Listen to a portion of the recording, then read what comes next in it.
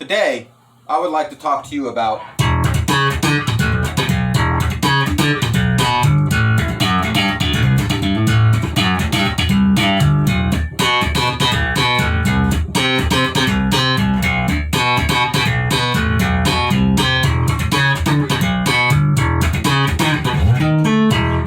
bass. Specifically, I would like to talk about the history and evolution of the electric bass guitar. I have always been fascinated with the electric bass. My recent investigation into the instrument's origins has revealed a history that began with uncertainty and led to a dynamic change in the way that music was conceived. Since its conception, the electric bass guitar has revolutionized the course of music. There are three facets of the electric bass that I would like to share with you today. The first is how and why the electric bass came to be. The second is I'd like to give a general account of the evolution of the instrument. And third, I would like to note some of the more influential players of the art of bass. To start, let's look at the instrument's origins. The predecessor of the electric bass is the upright bass, which has its origins in 14th century Europe. It wasn't until the 1930s and 40s with the rise of guitar amplification that instruments such as the upright bass became difficult to hear during live performances. Many methods were employed to try to overcome this dilemma. Early in the 20th century, Gibson introduced us to the Mondo bass, which was a relatively large instrument that was played across the lap. This instrument ultimately saw little commercial success. Paul Tutmark, the owner of Audiovox in Seattle, came out with the Model 736 bass in the 1930s. Now, although this was technically the first electric bass guitar, it also saw little commercial success. It wasn't until 1951 when a man by the name of Leo Fender would come on board and make musical history with the invention of the precision bass. What made the precision bass triumphant over other models was that Leo took the time to assess the needs of practicing musicians. In the Bass Book, An Illustrated History of Bass, Fender is quoted as such: "About 25% of every day was spent visiting musicians, trying to figure out what suited their needs best. When you play upright bass, you have difficulties hearing the pitch because of the orchestra and other parts of the band. So, we made the Fender Precision Bass." The Precision Bass would go on to be the first mass-produced electric bass guitar.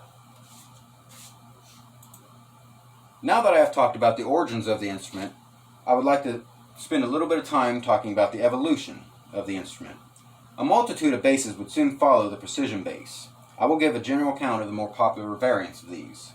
I will put them into three relatively broad categories. The first are the most used, the second are those that are tailored to meet a specific functionality or purpose, and third we'll look at boutique basses.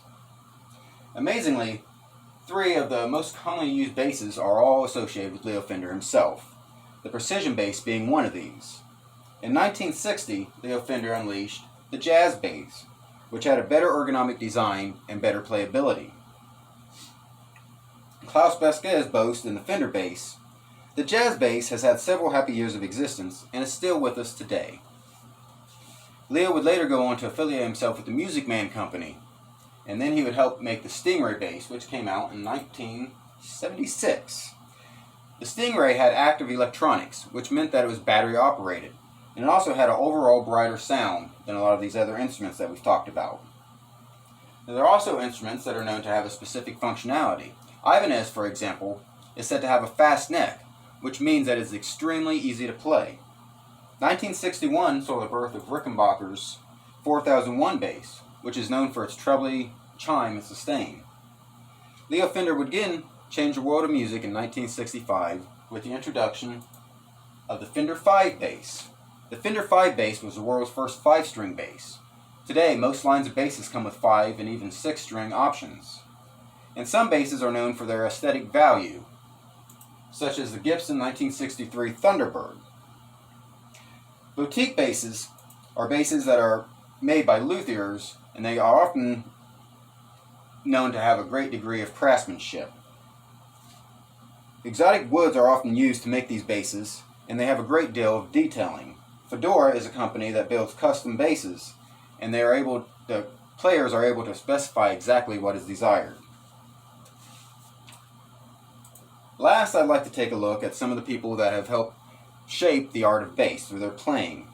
I will also put these people into three broad categories. Those categories will be R&B and soul, pop and rock, and country and blues. In the 60s and 70s, a lot of good bass players were brought to light, James Jamerson being one of them.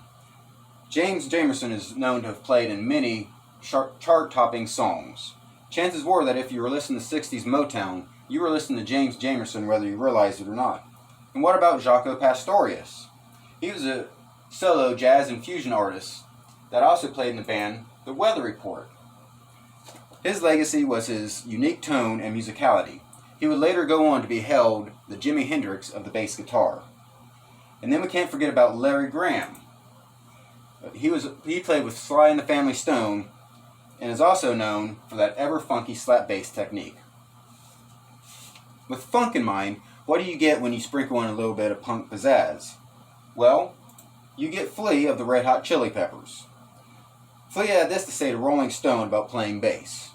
You slap, pull, thump, pluck, and pop, and let yourself get into this hypnotic state, if you're lucky, beyond thought, where you're not thinking because you are just a conduit for this rhythm.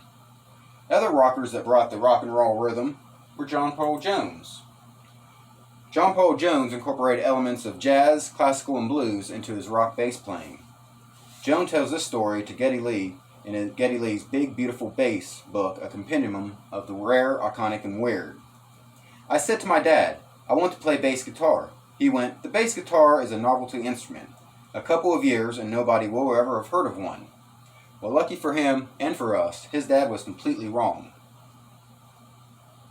Two genres that are often overlooked by their contributions to electric bass guitar are country and blues. One of the pioneers of country and blues bass is Donald Duck Dunn. He was a session player who played for the likes of Albert King and Bill Withers. Another is Phil Lesh of the Grateful Dead.